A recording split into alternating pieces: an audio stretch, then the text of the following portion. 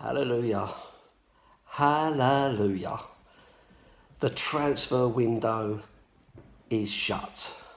No more Sky hype about transfer deadline day. Oh, deep joy. Thankfully, that means that Twitter can go back to just moaning about Brexit. Like I said before, not a fan of the transfer deadline day, not a fan of the in the know and all that kind of malarkey, especially with these fake guys that keep just hyping up and saying this player's turned up here, this player's turned up there and seen and spotted and in the airport and all that old bollocks. So for me, it's just glad to see the back of it. The start of the football season couldn't come fast enough for me, to be fair. I've had enough. The summer seemed to drag without football. At least we had a little bit of pre-season to watch on the TV, but not being able to go up to Spurs has been a bit of a bind. Yeah, okay, I did get there last week, but it was just a friendly against Inter Milan, so it didn't really count. But really looking forward to going back to the football tomorrow. So now the window's shut and we know what players we've got. So at the start of the transfer window, there was lots of talk about Lo Celso, Sessegnon and Ndombele. And surprise, we got all three. Okay, Lo Celso is a loan, I understand, with an option to buy after the season. I think that's just wrangling to get around some money to someone else, PSG, I believe. So, if you'd said at the start of the window that Daniel Levy, the hated chairman by so many, will go out and he will get the three targets that the manager Pochettino was looking for, he'd have probably got some stick for it. But he did. Spent over 100 million quid by all accounts. And has given Poch exactly what he was looking for. So, okay, I get the upset and the disappointment about Dybala, however you say it. But a little bit of a smokescreen maybe. I don't know. Was it ever really going to happen? Was it all too difficult? I don't know. But for me, you know, I don't think he was on the radar until Juventus decided that they were going to let him go. And then it kind of just came out of the blue. None of us really know how this transfer stuff goes because it all becomes very, very difficult when you're dealing with agents and image rights and other team add-ons because of they've played for that team and all the rest of it. So for me, I just think, I'm glad it's over. I'm glad we've got the players that we've got. I think that strengthens the squad. By all accounts, Danny Rose is staying. I personally didn't think we ever really wanted to sell him. I think it was more a case of, yes, we would sell you to a northern team because that might be what you want. And I think that may be what Danny Rose might be wanting.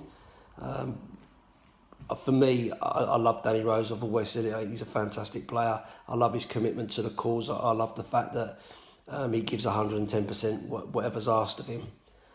Considering that he's said that he has had some mental issues, I think that's even more of a credit to him. To be fair, so if he wanted to go to another team to be closer to home, to be up in the north, then maybe the club were saying, okay, you know, we'll do that for you, Danny, if that's what you want.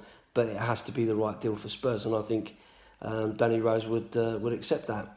And I also think that Danny Rose will put in 110% this season because that's the type of player he is.